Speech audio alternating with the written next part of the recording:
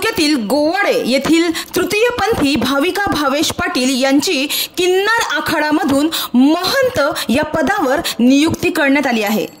किन्नर आखाडामधून धर्माचरण आणि समाज कल्याण प्रीत्यर्थ महंत या पदावर भाविका पाटील यांची नियुक्ती करण्यात आली आहे। त्या प्रीत्यर्थ किन्नर आखाड्याच्या आचार्य महामानलेश्वर डॉक्टर लक्ष्मीनारायण त्रिपाठी, प्रयागराज महामंडलेश्वर कल्याणीजी, महामंडलेश्वर अघोरी मणिकंदनजी तसेच इतर धर्माधिकारी आणि महामंडलेश्वर यांच्या उपस्थितीत आणि प्रत्यक्ष गंगा यमुना सरस्वतीच्या जलाभिषेक आणि गोमातेच्या दुग्धाभिषेकानं पट्टा अभिषेक विधी सोहळा पार पडला।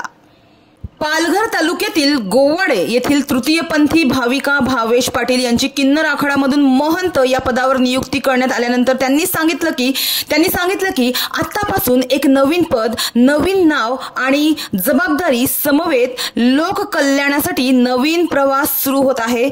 आई जगदंबेचा आशीर्वाद माझ्या नेहमीच पाठीशी आहे आणि माझ्या सर्व शुभचिंतकांचे आणि तुम्हा सर्वांचे प्रेम माझ्या सोबत आहे असे मी समजते।